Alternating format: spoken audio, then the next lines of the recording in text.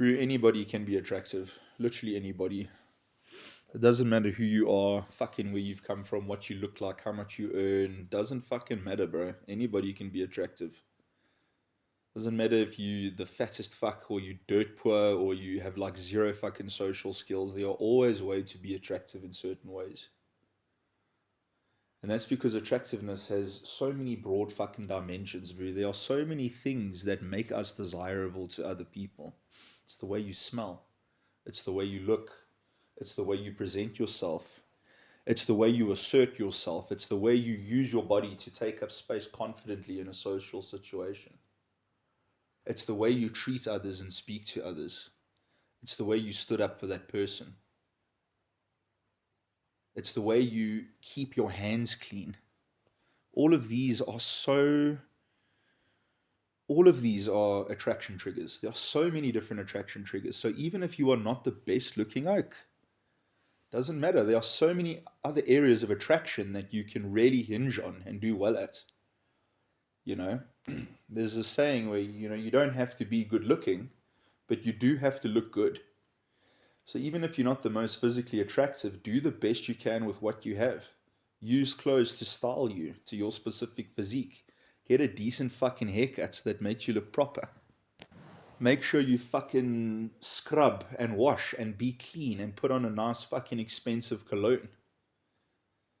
So when you walk into the room, yeah, sure, you're not the most physically, genetically fucking attractive oak, but the way you carry yourself and the way you dress yourself says so much about who you are as a person, and that's attractive. Women find that fucking attractive.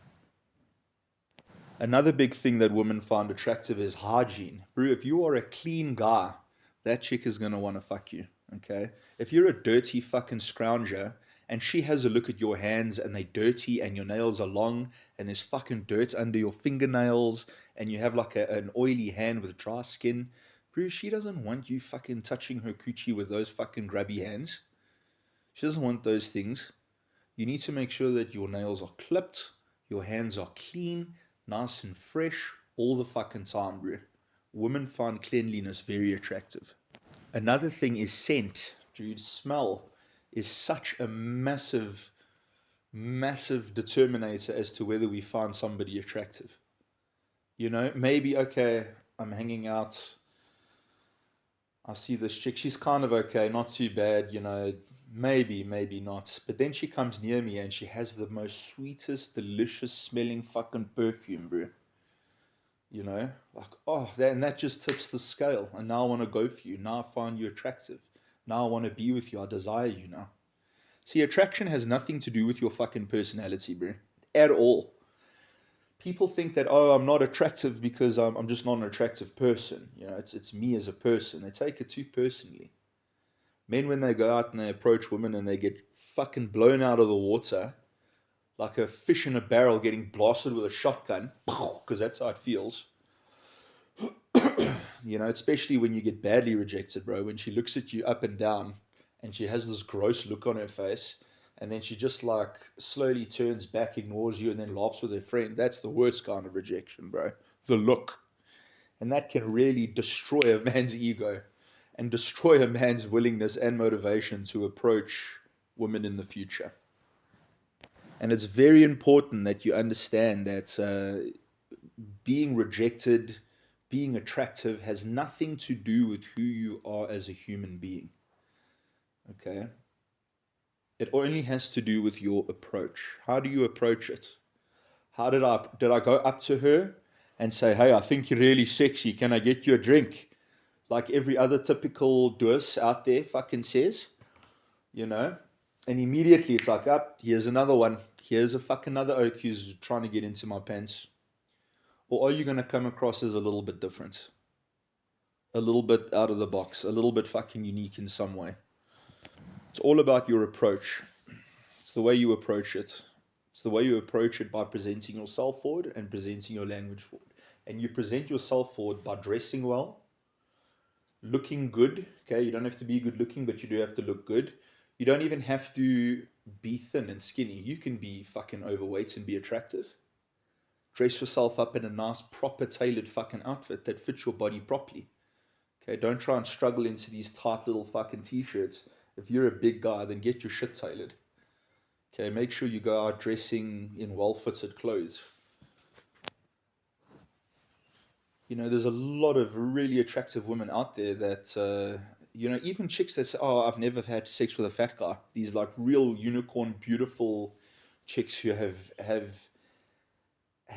the pick of the man for as long as they can remember, who have never slept with a guy without a six pack. Suddenly she runs into you. You're an incredible conversationalist. You fucking cocky. You funny. You confident. You smell delicious. You dress well. You know your nails are cut. You clean. You know you ticking all the flags, bro. But hey, you're a bit of a chubster. You're a bit on the trouble side. Dude, I can guarantee you, bro, if you tick enough of those other attraction boxes, being chubby isn't gonna fucking matter. Because she's gonna find you attractive regardless. Even if you are a little bit overweight, she's gonna find you attractive. And really, that goes both ways. Okay, a lot of guys will be, oh, I won't fuck a fat girl. But yo, bro, dude, like when you do your makeup well, when you do your hair well, when you look nice, when you wear clothes that complement your body, even if your body is a little bit big, you wear clothes that complement your body and you smell nice. Okay, and you're nice to me and you communicate well. Man, it makes all the difference. So in real attraction, it's really not about how you look. It is about how you look, but it's more about whether you are dressed well, whether you compose yourself well, whether you take up a positive, confident body language, whether you move fast and nervously or whether you move slow and confidently. When we talk about it's the way you look, that's what we mean, not necessarily your genetic looks, but the way you present yourself to the world. That's the big thing is looks. Second is personality. And here it's more of your values and your views on life. Okay, a lot of women will test men with regards to their values and what they believe. Um, they like a man who is strong and who sticks to their fucking guns. So if you're a guy and you have a philosophy and you have a moral way of doing things and that's who you are, that's who you want to be, that's who you stick with, you shouldn't compromise, for a woman's potential affection or attention. So if you're a vegetarian and a woman says, "Oh no, I love meat. I could never date a vegetarian." You know, instead of saying instead of bailing on your vegetarianism to be with this chick, you would say maybe in a very cocky, funny way, "Oh man, and we were so close. I really thought we were going to make it, but damn, man. Ah, well, I guess nobody's perfect." And you're not referring to yourself, you're referring to her. So, oh man, guess nobody's perfect. I'm gonna have to try for another one. Like, yes, no, I am a vegetarian. I'm a soy boy. And then you kind of laugh about it. Maybe she'd be like, "Oh no, you serious?" And be like, "I am serious." But I don't have a problem cooking meat. I don't have a problem feeding you meat because I really don't. It's not an issue for me. So I'd say I'll braai for you every day, but I don't consume meat. It's one of my moral practices. And then you're probably going to have a conversation about it. That'll probably result in a conversation. But don't ever compromise, bro. Don't ever fucking compromise on your values as a man, your beliefs, what you stand for, what you believe in, because buckling in the hopes of getting pussy is weak. Okay, it's weak. Let's be honest. And women don't respect weakness. They just fucking don't. It's not attractive. It's not attractive and it's not their choice. They can't help it. That's the truth, man. Like, you know, I'm sorry to say, but love is firstly based on attraction. It's very hard to love somebody you're not physically attracted to. It's hard, bro. Like, let's be real. Maybe when you old age, it's a different story, but it is difficult. So you have to make sure that you constantly hit an attraction switches. Because attraction, again, is nothing to do with the personality. It's, oh no, she's not attracted to me anymore. it means that she hates me as a person. It's like, no, dude, you're just not being attractive anymore. Attraction has nothing to do with your personality. It's more of a social dance. It's like a fucking mating dance, bro. And there are certain dance moves that you have to know to be successful. And it has nothing to do with your fucking personality. It's like, the birds, the extroverted birds got to learn the dance, and the introverted birds got to learn the dance. We all got to learn the same dance, bro. And it's the same attraction triggers. It's body language, how you present yourself. And it's all based on Darwinistic evolutionary theory. Attraction is a very biological thing. It's biological, it's psychological, it's emotional, it's pheromonal, it's hormonal. It's very evolutionary. It's ingrained in us on a very evolutionary thing level. So it'll take up space in your body language. Sit back, relax, spread your arms out all over the couch. Don't be afraid to take up space. Slow your speech down. There's no need to speak fast. You have all the time in the world. You're the fucking king of the world. You got nowhere to be. You got nothing to do. You're relaxing. So speak slowly. And speaking slowly is a very powerful attraction tool because, first of all, it makes you sound stoic, calm, and confident. It makes you sound like you know exactly what you're talking about. It makes the flow of your words a lot more fluent and easier to listen to. And when you slow things down, two major things happen. The person you are speaking to actually has time to absorb what you're saying when you speak slowly. And you have time to actually think about what it is that you want to say before you actually say it. So speaking slowly gives the listener an opportunity to absorb, and it also enables you to get away from impulsive rambling and allows you to really think about what it is that you want to say before you say it. And a lot of people come to me and they say, Carl, you are such a good public speaker. I wish I could speak as calmly as you do. I practice my speeches and until I know it off by heart, but I just can't quite get there. It's because you're trying to speak too quickly. Just by slowing down your speech is going to make you an effective public speaker. Just by slowing it down. You can also then really put appropriate tonality in your voice. You can highlight certain words that you want to highlight using those tones. Don't overdo it because then you sound weird. But then you get to control tonality.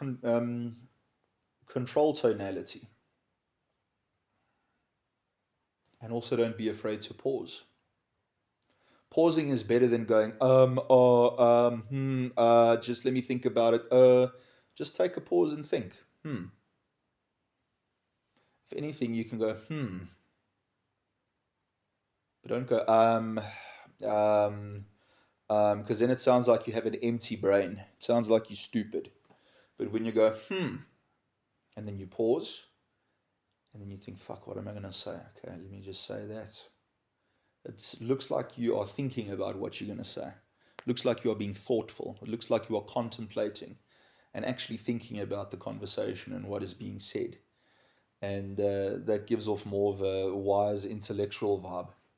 So the body language, man, goes deep. And the way you communicate goes deep. And there are so many little tricks and things that you can learn that can really fucking, change the way you communicate entirely with people and really turn you into this master of communication. And it all has to do with tonality, speech pacing, highlighting certain words, essentially neuro-linguistic programming, and learning how to read body language. It's a very, very powerful tool if you're on the journey of self-mastery and wanting to become more attractive and wanting to get out there and socialize more. I would definitely look into that. Go to your fucking barber. Go to your barber, bro. Go to him, show him the video and say, look how nicely he makes the beard. I want to look as clean as that. That's the style I want. Make me look nice. Sort me out. Go get a fucking haircut. Go trim that beard. Like, take pride in your appearance. Okay, take pride in your appearance. Even if you are not the most attractive guy, if you take pride in your appearance and you think you are the most attractive guy, that level of confidence is going to radiate outwards, and other chicks and other people are going to think that as well. I can guarantee. Now, the most important element to one of them, I keep saying the most important element, they're all fucking important, bro, and you should exercise them equally, is storytelling and the ability to tell stories and the ability to make people laugh and the ability to hold court, so to speak, in a social gathering. Become the group leader, become the alpha male where you are telling the story and everybody is listening intently and agreeing with what you are saying. That is a fucking very powerful attraction trigger. They call it social proofing. And what it basically means is that when people, women, see the man in the club having a good time, talking, telling a funny story, everybody's laughing, what that tells her is that he has good social proof. Everybody wants to be his friend. He's popular. So, and I want to be with the popular guy. That's just how it's ridiculous, but that's just how attraction works. That's just how it works. It's evolutionary. I know it sounds ridiculous, but that is how it is. Chicks like the popular guy. Is what it is. It's social proof. Good ways to build social proof. Always shake the hands of the bouncer or bum fits with the bouncer on your way in. Even if you don't know them, they'll most likely, give you a fist bump in respect. And it shows that you know. And the first people you see, if you're going alone, which is sometimes people have to do in order to practice. They can't go out with friend groups. If you're going alone, start talking to the first group you fucking see on the right hand side. Say, hey guys, just wanted to ask, do these oaks have like a brandy special at the bar? Oh, lekker, even if it's a tiny little short 1 minute conversation. As soon as you walk in, people see you talking to other people and you look more social. Makes you more approachable, makes you more attractive. Go straight to the bar, order a drink, and as soon as you've done that, approach the first group of chicks that you see. And do not expect this group to be the one that you succeed with. Okay, you need at least 3 little warm-up groups, okay, that you can chat to before you really kind of get into it. And you just ask a fucking harmless, hey guys, let me get your opinion on something while you're here. My mate's had a bit of it in a crisis. His chick made out with another chick last night. Do the fucking is kissing another girl cheating opener, So the opener goes, for those of you who want to know, the opener is, hey, let me get your opinion real quick. My friend's in a bit of a situation. So last night they went out with friends and his girlfriend got really drunk and she made out with one of her friends, just as like a fun thing, just as a little whatever. But he's kind of taking it a little bit hard and he is feeling like it's a betrayal almost. And immediately the chicks are going to be like, what? No, man, that's not a betrayal. Ach, if it was a friend, no. They'll have their different opinions. Everybody will chirp in. And you want to agree with the one who's like, so I know, right? I don't think it's really a betrayal. If anything, I think it's a fucking opportunity. Like, come on, bro, play your cards right. Don't say this in a pervy way. Say it in a very cocky, funny way. And don't linger on that as well. But like, throw that in there. That's a nice little line. And you say, yeah, no, the reason I'm asking is because he's having a really hard time, man. And, he's spoken to me about it. And, I don't have a fucking problem with it. If my chick wants to have fun with another chick, more for me. As long as she doesn't make out with another guy. That's where we've got to draw the line. And usually that's when the girls are like, oh, no, but that's not fair. And, you create banter and you carry on talking. And, that's how you kick it off. That's how you... Dude, that's how I used to do it all the time. And, like, I swear to fuck, 7 out of 10 times it used to work. 7 out of 10 times. It had like a 70% success rate. Didn't work all the time because some chicks just weren't fucking interested. And that's okay. That's fine. But it's like fishing, bro. You go to one, hey, this one's dry. Okay, this one bites. Let's see if we can have a fun and interesting conversation with this group of attractive women. And if they like me, I'm going to stick around. And that's the next phase. You got to look for the indicators of interest. Does this person actually like me or am I intruding on their company? Because if you go out there seeking to meet people, you need to be so aware of the effect that your presence is having on that social group. If you come in there too overwhelming, too weird. Everybody's turned inward. Everybody's like, oh, who the fuck is this guy? Like don't force yourself to stay in that group any longer. Rather just say, all right, guys, well, thanks for the chat. Enjoy the rest of your evening. We'll see you around. And then, go to the next one. You definitely don't want to be the guy that overstays his welcome, especially when nobody is really interested in you being there. It's fucking awkward. It's weird. And it's, the longer you stay, the worse it gets. So learn how to pick that up. Learn how to know when you've overstayed your welcome or if you are not welcome in a social group. And immediately you'll be able to tell, because if you hook, a group of girls' attention, they'll all turn towards you and they'll all lean forward into you and they'll all like speak to your face, you know. That's how you know that you're kind of in, is when they're all facing towards you and they're all engaging in conversation. A woman who's not interested is not really going to engage in conversation. She's going to keep her answers short and sweet, one word answers, not long sentences, asking no questions, not interested. It's very easy to tell who's interested and not and who's not interested, and you have to know the difference. It's very important. So yeah, I think to wrap this up, it's attraction really, it's really got fuck all just to do with looks, success, wealth, riches, or whatever. I mean, those are all big players, but there are so many other dimensions of attractiveness and factors of attractiveness that we can tap into and we can hinge on and we can utilize for our benefits to become better versions of ourselves, to become better versions of ourselves. And it's really part of this big, for me, it was a huge self improvement journey. I used to go to fucking clubs and I used to be the most awkward turtle ever, bro. The most awkward turtle. Okay. Whenever it wasn't really clubs, it was more like fucking gatherings, because I got into the stuff when I was young, bro. 16, I discovered this stuff and I started putting it into play.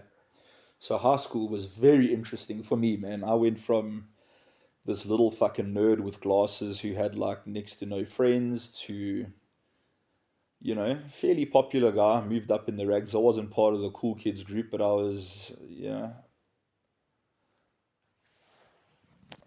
more not really friends with the jocks and that. So I was more friends with the fucking smokers and the club goers and the fucking roughnecks. That was my kind of crowd. They were a lot more interesting and a lot more down to earth and real than the sports jocks. And, it changed my life, dude. Bringing these kinds of things in really fucking changed my life for the better. And at first it was uncomfortable because I really felt that I was acting out of a place that was unnatural. But, I just realized, like, dude, like that feeling of I have to go back to where I'm comfortable. That's the big fucking killer, bro. That's the thing that kills your growth, is constantly running back to comfort, constantly running back to the way I usually do things. This isn't who I am. This isn't how I do things. Like, change, bro. Change. Like, I want different results, but I don't want to change who I am. Change who you are. Change who you are. It's okay. Okay, who you are is not your personality. It's not your behavior. It's not your body. That is all what you are and how you are.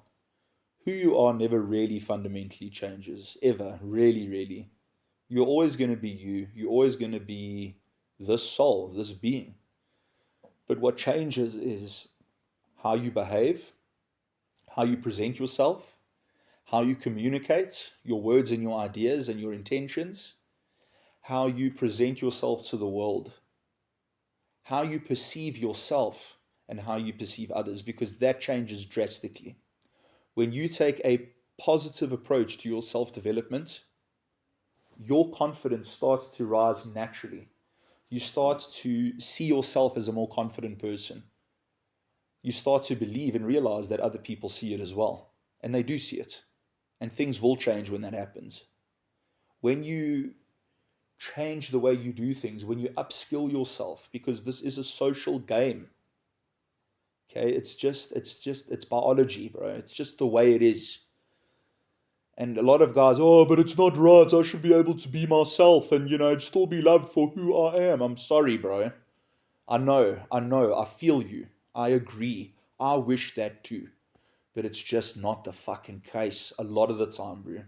You know, when you find your forever chick and you've been together forever and you naturally hit each other's attraction switches, then it's beautiful. You know, then you don't have to pretend. And again, dude, this isn't a pretend. It's just doing things differently. You put these changes in play, and at first it feels like you kind of putting on a little bit of a pretend thing. But once you get used to it and it becomes a naturally integrated part of your behavior, it no longer feels pretend. It's like, oh, fuck. Dude, why wasn't I doing shit like this before? Like, it's just a different way of doing things. It's a different way of doing things. And when you step into change positively with a positive attitude, dude, and you can start to see changes almost immediately. Almost immediately. I was not an attractive kid growing up. I was the nerd. Had a pot hairstyle. I had these dorky glasses. I was completely introverted. I was ADD, so I was also completely emotionally dysregulated and socially stunted. You know, it was very hard for me to make friends growing up. Um, and by stepping onto that path of self mastery and self improvement and doing all of these things and changing, it infinitely improved my life for the better.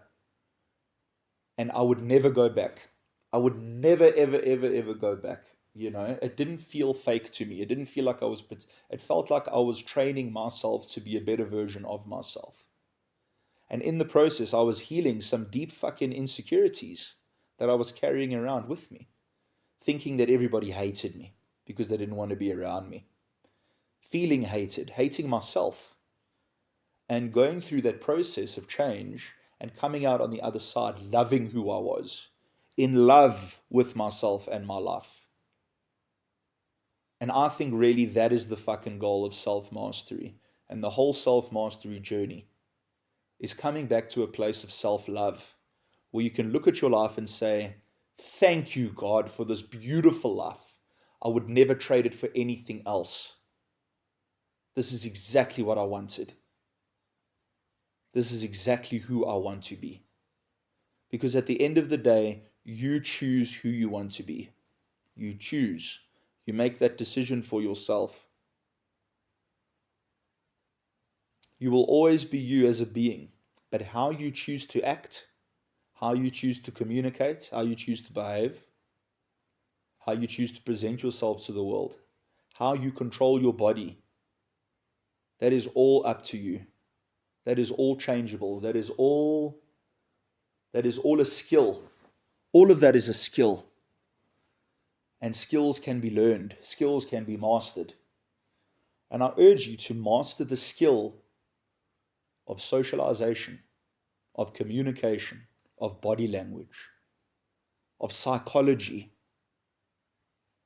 understanding female psychology, understanding attraction psychology. I can guarantee you, man, you become unstoppable, absolutely unstoppable, and you love your life. Love your life. That shit saved me, bro. It saved me. If I carried on the path I was carrying on, I don't know what the fuck I would have done, but that shit saved me.